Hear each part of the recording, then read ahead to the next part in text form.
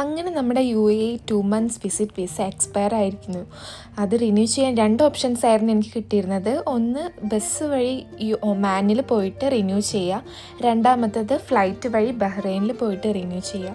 ഞാൻ രണ്ടാമത്തെ ഓപ്ഷനാണ് ചൂസ് ചെയ്തത്. ബിക്കോസ് ഒമാനിൽ പോവുകയാണെങ്കിൽ അവിടെ 2 ദിവസമൊക്കെ പെട്ടുപോകുന്ന ഒരു സിറ്റുവേഷൻ കൂടുതലായിട്ടുണ്ട്.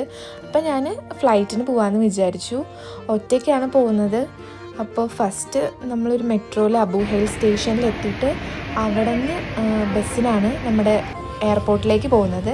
അപ്പോൾ ആദ്യം മെട്രോ കയറി അബു ഹെയിൽ സ്റ്റേഷനിൽ ഇറങ്ങി, എന്നിട്ട് അവിടെ നിന്ന് ബസ് കയറി. നമ്മുടെ ടെർമിനൽ 2 ആയിരുന്നു ഈ ഫ്ലൈറ്റിന് ഉണ്ടായിരുന്നത്.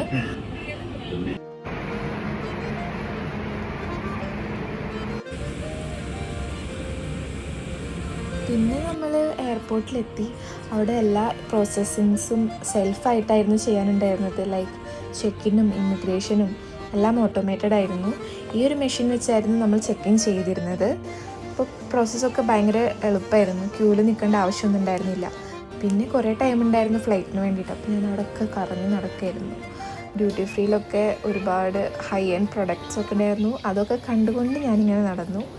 ഇത് അവിടെ ഒരു പ്രൈസായിട്ട് വെച്ചിരുന്ന ഒരു കാറായിരുന്നു. അടിപൊളിയല്ലേ? അങ്ങനെ ഇരിക്കുമ്പോഴാണ് വിശപ്പിൻ്റെ വെളി വന്നത്. അപ്പം ഞാൻ കുറച്ച് ആപ്പിൾസും ചോക്ലേറ്റ്സും ഒക്കെ പാക്ക് ചെയ്ത് കൊണ്ടുപോയിട്ടുണ്ടായിരുന്നു. അപ്പോൾ കുറച്ച് ആപ്പിളൊക്കെ കഴിച്ച് വയറൊന്ന് ദമ്മാക്കി സെറ്റാക്കി വിശപ്പൊക്കെ മാറി. ഗ്രീൻ ആപ്പിൾസ് ആയിരുന്നു. പിന്നെ കുറച്ച് കഴിഞ്ഞപ്പോഴത്തേനും നമ്മുടെ ബസ് വന്നു.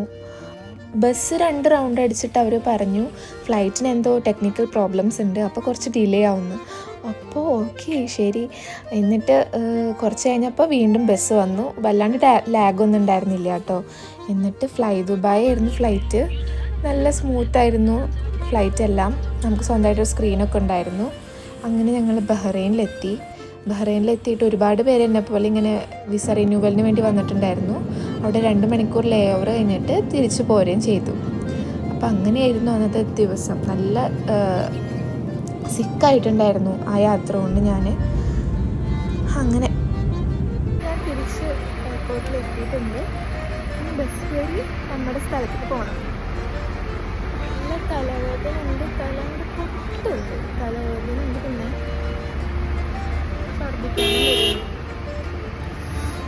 ബസ് വരേണ്ട ഏതാ നോക്കട്ടെ. അങ്ങനെ ആ ദിവസം കഴിഞ്ഞു. റിന്യൂവൽ കഴിഞ്ഞു. എന്ത് പെട്ടെന്നാലേ 2 മാസം കഴിഞ്ഞ്.